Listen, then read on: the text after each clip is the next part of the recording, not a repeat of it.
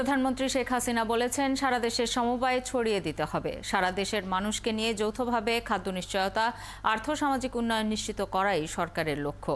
বলেন, অবসর পেলে দুই বোন টুঙ্গিপাড়ায় এসে থাকবেন। গোপালগঞ্জে দাঁড়িয়ারকুল সমবায় সমিতির সদস্যদের সাথে মতবিনিময় শেষে কথা বলেন তিনি। প্রধানমন্ত্রী বলেন, কোটালীপাড়া ও টুঙ্গিপাড়ায় যত অনাবাদি জমি আছে সেই সব জমিকেই উৎপাদনের আওতায় আনা হবে। সমবায়ের মাধ্যমে যা উৎপাদন হবে সেখান থেকে কেউ সঞ্চয় করতে চাইলে তাও পারবে। লক্ষ্য, প্রতিটা পরিবারে যেন দারিদ্র্য দূর করা যায়। পল্লী সঞ্চয়ী ব্যাংককে আরও শক্তিশালী করা হচ্ছে। কর্মসংস্থান ব্যাংক করা হয়েছে যাতে সেখান থেকে ঋণ নিয়ে যুবকরা নিজেরাই কর্মসংস্থানের ব্যবস্থা করতে পারে। এর আগে টুঙ্গিপাড়ায় জাতির পিতা শেখ মুজিবুর রহমানের সমাধিসৌধে শ্রদ্ধা জানান প্রধানমন্ত্রী শেখ হাসিনা। এ সময় তার সঙ্গে তার ছোট বোন শেখ রেহানা, শেখ হেলাল সহ পরিবারের সদস্যরা উপস্থিত ছিলেন। সমবায়ের মন্ত্রী বানিয়েছে তাকে, তিনি প্রতিমন্ত্রীর দায়িত্বে আছেন, তাকেও নিয়ে আসছি দেখার জন্য।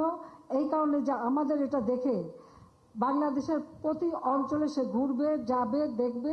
কারণ এর আগেও যিনি ছিলেন স্বপন ভট্টাচার্য, তাকেও আমি দুর্গম এলাকায় পাঠিয়েছি।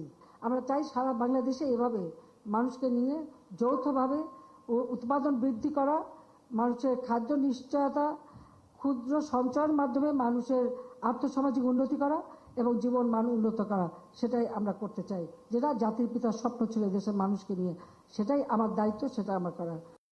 বিকাশে কম খরচে ক্যাশ আউটের লিমিট বেড়ে 50,000, প্রিয় এজেন্টও 2টা।